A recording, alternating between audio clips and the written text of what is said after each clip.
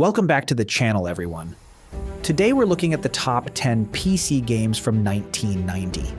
This was a huge year for PC gaming. MS-DOS ruled the scene.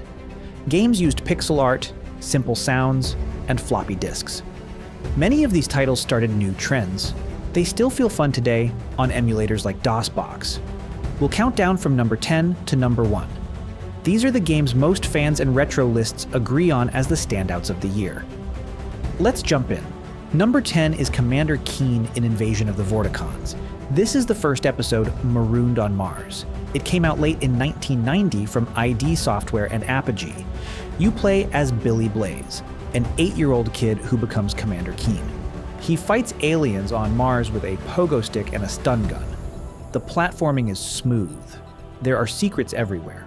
The music on level 1 is classic. It was shareware, so the first part was free. That got tons of people hooked.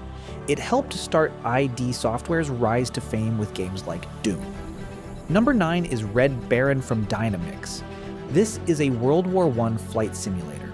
You fly planes like the Sopwith Camel or Fokker Dr. Eye. The graphics used early 3D textures in VGA. Missions follow real history. Dogfights feel intense. You can damage wings or engines. The campaign lets you rise through ranks. Retro sites still call it one of the best flight games from that time. Number 8 is Lynx, the challenge of golf by Access Software. Golf games were not common on PC yet. This one set a high bar. The swing mechanic uses a power meter. Wind and terrain matter a lot. Courses look great in VGA with hills and bunkers. You can play against friends. It started a whole series of golf sims. Number 7 is Loon from Lucasfilm Games. This adventure game uses music instead of words for puzzles. You play Bobbin Threadbare. You weave spells by playing musical drafts on a staff. The story is about guilds and fate. The soundtrack is beautiful and atmospheric. It has different difficulty levels. One adds more voice lines later. It's short but very creative. LucasArts magic before bigger hits. Number 6 is King's Quest V. Absence makes the heart go yonder from Sierra. This was Sierra's first game with full VGA colors. King Graham searches for his kidnapped family. The art is detailed. Sprites move smoothly. The CD version has voice acting. Puzzles can be tough. Deaths happen often if you choose wrong. It sold really well and showed adventure games could look amazing.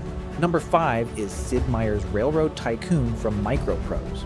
You build railroad companies in the 1800s, lay tracks, buy trains, manage money, compete against other tycoons. Stock market and events keep it interesting. It's deep strategy. Many call it the start of the tycoon genre. Replay value is huge.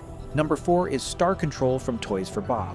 This mixes space exploration and ship battles. You command a fleet against the Urquan. Meet funny aliens, gather resources, fight in melee mode with different ships. Each has unique weapons. The soundtrack is great. It set up the amazing sequel later. Number 3 is Ultima 6, the False Prophet from Origin Systems. This RPG changed the series. No more grid movement. The world feels open. Use a mouse. Talk to anyone. Deep story about gargoyles and ethics.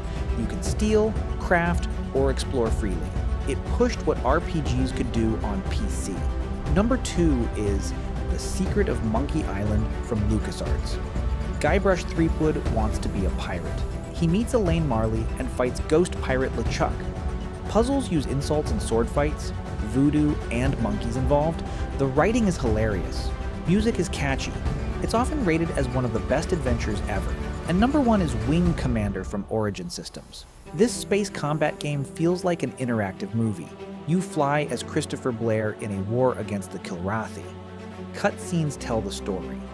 Your choices change what happens next. Voice acting was new for PC. Combat mixes arcade action with tactics. Ships upgrade.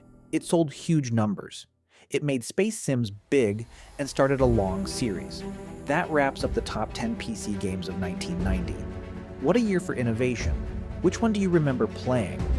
Let me know in the comments. If you like retro lists, hit like and subscribe. Turn on notifications. Thanks for watching. See you next time.